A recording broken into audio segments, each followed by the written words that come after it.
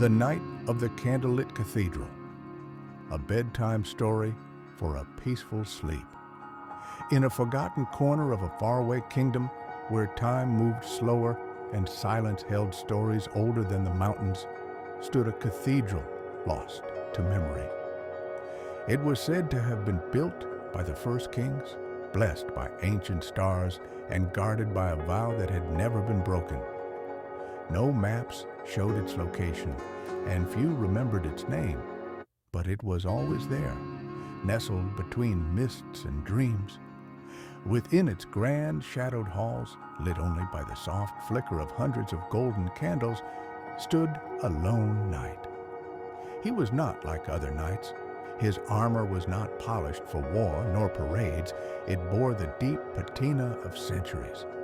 His helmet, smooth and expressionless, seemed as though carved from twilight. A long, weathered red cloak draped from his shoulders, brushing gently against the cold stone floor. And in his hands, resting upright, was a sword as old as the cathedral itself, not sharp with menace, but peaceful, like a staff carried by a pilgrim. His name had long been forgotten. Not even he remembered it now. He was simply known as the Watcher. Every evening, as the sun dipped behind the hills and stars pricked the sky awake, the candles of the cathedral lit themselves, one by one, with a soft whoosh. The night would stir, not from slumber, but from stillness, and begin his silent vigil. Each step he took was heavy with memory, echoing across the marble floor like a lullaby of the past. You see, the knight was not a man of battle anymore. His sword had not tasted blood in 1,000 years. Instead, he guarded something even more precious: peace. The cathedral was a place where the world could breathe. No war, no sorrow, no time, just warmth, stillness, and the soft light of dreams. Every night, he walked between the rows of candles, each flame a memory of someone who once hoped, once loved, once dreamed. The night did not speak, for there were no words that could match the quiet majesty of that place. Instead, he listened to the gentle hum of magic in the walls, to the distant song of the stars, to the rustle of stories moving gently through the air like falling leaves. Sometimes a traveler would find their way to the cathedral, drawn by a longing they couldn't name, a tired soul seeking rest. The night would greet them not with words, but with stillness and warmth. He would guide them to a pew where they could sit among the candlelight, and their hearts would remember something they had long forgotten: peace. And when they slept, because everyone slept eventually in the candlelit silence of that place, the night would watch over them. No dream could trouble them there, no fear could find them, only rest, only peace. Then, as the morning mist crept into the stained glass windows, the candles would slowly extinguish one by one. The travelers would wake, not entirely remembering where they had been, but feeling lighter, safer, as if some ancient worry had been lifted. And the knight would return to his place at the center of the cathedral, hands resting on the sword, still and calm as stone, until the next nightfall. You may wonder if this place is real, if the night truly exists.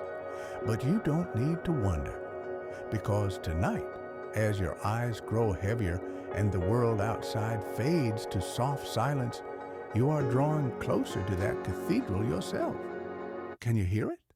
The faint flutter of candle flames, the distant echo of footsteps on ancient stone, the gentle hum of magic in the still air. The night is already there, waiting. There is just space for you among the candles.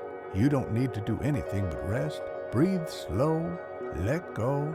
You are safe here. You are watched over. You are home. Good night. As the knight stood once more among the flickering candles, something strange stirred in the silence. A single flame, smaller than the rest, began to flicker with a different glow. Not gold, but silver blue, like starlight on water. It danced more quickly than the others, and though no wind stirred the hall, it leaned gently toward the knight. The watcher turned his head, not hurriedly but slowly, patiently, and approached. His footsteps were soft, though he wore iron boots. Time, after all, had taught him how to move without disturbing the stillness. He knelt beside the flame, and then something impossible happened. The flame spoke, not in words, but in thoughts, like a lullaby heard inside the heart. "I am a forgotten dream," the flame whispered. "Once, I belonged to a child who wished to see the ocean. He grew older. He forgot me, but I never faded." The knight listened, unmoving. More flames began to shimmer and speak, one by one, until the whole cathedral filled with soft, gentle voices. Each flame held a forgotten hope, a wish once whispered into a pillow, a promise made beneath the stars, a dream abandoned in the haste of growing up. The knight knew what this meant. The world outside had grown too loud, too fast, too restless, and the forgotten dreams, too many now to count, had gathered in the cathedral, seeking sanctuary. So that night, for the first time in centuries, the watcher moved deeper into the cathedral, beyond the candles, past the altar, to a hidden chamber no one alive had ever seen. Inside was a stone pedestal. Upon it rested a book bound in soft leather, ancient and unmarked.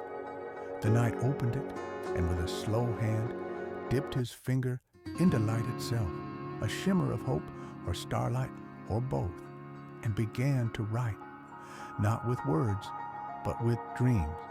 He recorded every whisper from every flame, the forgotten oceans, the songs never sung, the adventures imagined by sleepy children.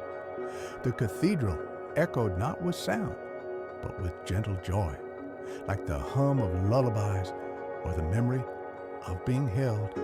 And somewhere, far beyond the forest and hills, a child who had grown too fast woke in the middle of the night, remembering suddenly that once, long ago, they had wanted to sail a boat made of stars. They smiled, though they didn't know why, and they went back to sleep. So if tonight you find yourself dreaming of something strange and beautiful, of candlelight and night, of silver flames and books that write in light, perhaps you've wandered into that sacred place, if only in your sleep, and perhaps, just perhaps, the watcher has already written your dream among the others. Sleep well now. Your dreams are safe. As the night closed the dream-bound book, the whispering flames dimmed to a soft shimmer like moonlight seen through mist. All was still again. But something had changed. The cathedral trembled ever so gently, as if breathing for the first time in centuries. Dust fell from the ancient arches. The stained glass windows shimmered not with firelight now, but with colors that pulsed like a heartbeat. And behind the pedestal, a part of the wall the knight had never approached before began to open, revealing a narrow staircase carved of stone and shadow. The knight did not hesitate. He descended slowly, the sound of his footsteps muffled by moss that had grown thick with age. The staircase wound downward for what felt like hours, deeper than the cathedral should have reached, until he reached a great wooden door. Its surface was carved with scenes of dreaming creatures, foxes curled in sleep beneath trees, children resting beneath skies filled with floating islands, whales flying gently through the stars. He touched the door, and it opened to a garden unlike anything the night or any soul had seen in waking life. The air was warm, like twilight in early spring. Soft grass grew beneath his feet, and glowing flowers bloomed in silence. Trees swayed though no wind touched them, their leaves glowing with hues of gold, lavender, and deep ocean blue. A brook flowed gently nearby, its waters sparkling with dreamlight. Above him, no ceiling held back the sky, only stars, wheeling slowly in constellations that danced. The knight stepped forward, and the garden welcomed him. This was the place where dreams came to rest, not the forgotten ones, but the fulfilled. Here, they bloomed into something new. A small sapling grew near the edge of the stream, its leaves shaped like tiny ships. It was the child's dream, to sail across starlit seas. The knight bent to touch one leaf, and a vision swirled in his mind. The dreamer had found wonder again, perhaps not in ships or oceans, but in quiet walks, in books, in laughter. Each tree was a dream returned to life. The knight stood still, humbled, and then for the first time in so very long, he did something he had forgotten how to do. He removed his helmet. The air kissed his weathered face. He closed his eyes and let the peace of the garden move through him like a lullaby. He knelt, planted his sword in the soft earth, and sat beneath the tree blooming with soft white lanterns. The garden would need a new guardian soon, a new watcher, but not yet. Tonight, even the night would sleep, and so he did. The stars wheeled quietly overhead. The candles in the cathedral flickered gently above, and far away, in your own bed, the weight of the world softened just a little more. You're safe. You are deeply, gently, wonderfully asleep. And somewhere, your dreams are blooming. The night slept for a very long time. No one knows how long, because time in the garden does not flow as it does in the waking world. It moves in heartbeats, in sighs, in the soft flutter of leaves stirred by memory. And while he slept beneath the lantern tree, something ancient stirred beneath the roots of the world. Far below the garden, deep in the roots of dreams themselves, was the bell of the last dream. It had no clapper, no chain, and no sound, at least not the kind one hears with ears. It rang only once in 1,000 years, and only when something truly rare happened. When a dreamer crossed into the dream, not just to rest, but to remember. And that night, it rang, not with noise, but with warmth. A pulse, like the feeling of someone wrapping a blanket around your shoulders. A ripple of stillness that passed through the garden, through the cathedral, through every candle still burning above. The knight stirred. He opened his eyes. But he was no longer alone. Standing at the edge of the garden path was a child, not afraid, not lost, but curious. Dressed in soft linen with bare feet and wide, wondering eyes. The knight rose slowly, and the two simply looked at each other for a time. Then the child stepped forward and reached out, not for the sword, not for the armor, but for the knight's hand. And just like that, the knight remembered something he had forgotten too long ago, his own first dream. It had been simple, to guard not just the world, but the good in it, to hold a place where fear could not reach, to make silence into sanctuary. And in this moment, the knight knew it was time to pass the watcher's mantle on. He knelt. With one hand, he took off his gauntlet. With the other, he pressed the sword, not heavy or sharp now, but light as wind, into the child's hands. The child held it with no fear, only wonder. Around them, the garden glowed brighter, The tree of lanterns sighed gently, and every candle in the cathedral above flared once, then steadied. The knight stood once more, but not as a watcher now. His armor faded like mist, his face calm and ageless. He turned toward the stream, which had become a river, and walked slowly across its shining waters, not into death, but into peace, into rest earned. And the child, now the new watcher, turned to the path of glowing stones and began the first walk of their eternal vigil. A new chapter of dreams had begun. So if ever, in the deep quiet of night, you feel a stillness settle over you like soft velvet, if you sense that your dreams are being held gently, protected, remembered, it may be because the watcher walks the halls again beneath the candlelight, beside the dreaming garden, with every forgotten wish blooming quietly in the dark. Sleep now. Sleep deeply, for the watcher is watching, and your dreams are home. A wind stirred the silence. The child turned. A dreamer had arrived. She was older, an artist once, though her brushes lay untouched now in the waking world. Her hands were lined with stories, her eyes quiet with yearning. She stepped hesitantly down the aisle, unsure of how she had come to be here. The watcher said nothing, only extended a hand. The woman smiled, softly, sadly, and took it. They walked together to a pew bathed in the glow of a single blue flame. The watcher gestured for her to sit, and she did, folding her hands in her lap as though in prayer. Then, without sound, the watcher touched the candle's base, and the flame bloomed with memory. Images poured upward like smoke. A young girl painting the sky red with suns and orange with stars. A forest made of color, birds stitched from light.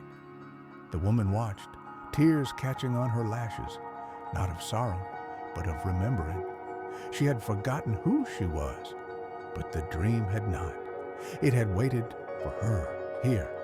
The cathedral was her mirror now, reflecting what the world had buried. As the visions faded, the woman smiled, not the tight smile of waking hours, but the deep, soft one worn only in dreams. She leaned against the pew and closed her eyes. She slept, and as she did, a vine of color crept gently up the stone wall behind her, red, gold, and deep violet, blooming slowly into the shape of a brush. The watcher had recorded her dream. It was safe now, replanted in the dream garden below. The child turned guardian stood silently for a long while, watching over her. They did not yet fully understand the role or the depths of the magic, or how vast the world of dreams could be. But they knew this: the dreamers would come, not in crowds but quietly, one by one. Some would arrive with pain, some with joy, others not knowing what they had lost until they found it glowing softly in the cathedral's heart. And the watcher would be there, not to fix, not to teach, but to hold, to guard the firelight of forgotten things. And now, as you lie in your own stillness, your breath soft and slow, the cathedral stirs gently in the distance of your mind. Perhaps you hear faint footsteps. Perhaps you glimpse a child in a red cloak, their hand resting calmly on a sword that no longer needs to be drawn. They are not far. Your dreams are already lighting the path. Sleep, dear dreamer. The watcher is here. The night passed gently in the cathedral. Candle flames swayed with breath-like grace. Outside the great doors, the world turned slowly beneath a blanket of stars. Inside, the watcher, still a child in form, yet ancient now in presence, sat quietly at the base of the altar, watching over the sleeping dreamer. The colors from the vine behind her still glowed faintly like cooled embers. And then, without sound or warning, a new figure stepped through the cathedral doors. He was tall, cloaked in a coat of dark canvas, stitched with threads of silver and brass. His boots made no sound on the stone floor. Slung across his back was a curious pack, out of which jutted feathers, parchment, tiny glowing gears, and what might have been a star map curled like a fern. He was not lost. He had come with purpose. The child watcher rose. The man bowed, not deeply, but with respect. His eyes were old, but not tired. They sparkled like someone who had just remembered how to laugh after many quiet years. "I am the dreamsmith," he said, in a voice as calm as rain on glass. "And I have come to leave something behind." From his coat, he withdrew a box no larger than a loaf of bread. It was made of midnight wood, etched with symbols that shimmered faintly.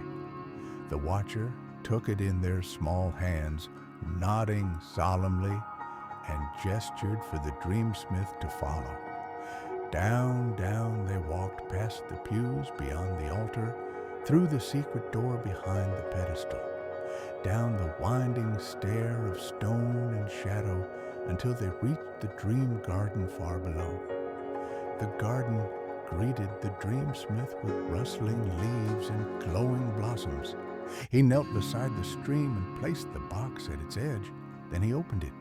Inside was a tiny world, not just a memory, not like the others, but a seed, a crafted dream, a sky made of music, cities that floated on the backs of sleeping whales, a language spoken only in color, ladders to the moon, dreams too wild, too beautiful, too deliberate to be born by chance. These were dreams the dreamsmith had shaped his entire life, piece by piece, and now he was ready to let them go. "Will they grow?" he asked the watcher. The child nodded once, gravely. With a small silver trowel from his coat, the dreamsmith scooped a bit of glowing soil and planted the box beneath a tree shaped like a spiral. The ground shimmered. A breath of wind passed through the garden, and from the place where he'd buried his life's dreams, a new tree began to rise, its bark made of script, its leaves of folded light, its fruit small glass orbs that whispered when touched. The watcher stepped forward and touched the tree's trunk. Immediately, visions unfurled. A girl dreaming of writing stars into music. A sailor building wings for whales. A clockmaker falling in love with time itself. The watcher turned back to the dreamsmith, their eyes wide. He smiled, and his shoulders eased. "Thank you," he said softly, placing a hand to his heart. "Now I can rest." And with the watcher at his side, he returned to the cathedral above, where a pew waited just beneath a flame that flickered purple and gold. He sat, he sighed, and the candle beside him brightened. There are many ways to dream. Some arrive by accident, lost and weary. Some seek peace, and some, like the dreamsmith, come to give. And as you sleep, you may find yourself near a tree unlike any other, its fruit glowing softly, whispering truths you didn't know you'd forgotten. You may be holding a seed in your own hand, and when you wake, perhaps you will remember just a little, a spark of wonder, a song without words, a story that feels like it's always been yours. Sleep well, dreamer. The watcher still walks the candlelit halls, and the dreamsmith's tree grows in your heart. From the dreamsmith's tree, a single orb of light fell quietly onto the soft garden moss. It rolled once, twice, and came to rest at the watcher's feet. The child knelt. Inside the orb, a dream shimmered like mist caught in morning sun. a tiny story not yet told. The watcher touched it, and the world unfolded. She was small, perhaps 9 years old. Her name was Mira, though she had stopped hearing it aloud, spoken or sung some time ago. Her room was quiet always, but not in the peaceful way, the kind of quiet that forgets laughter, the kind that makes even sunlight feel like it's waiting for something. But Mira had a secret. Each night, while the house slept and the world seemed to go still, she would press her forehead to the window pane and trace invisible words on the glass. Words she couldn't say out loud. Words that didn't quite exist. They were shapes made of starlight. Symbols she saw in her mind's eye, curving, looping, floating just behind the stars. No one had taught her. They were simply there. And in her dreams, those symbols became more. She would walk through cities where the street signs glowed in her hidden alphabet. Birds would sing in the strange language, rivers whispered poems in it.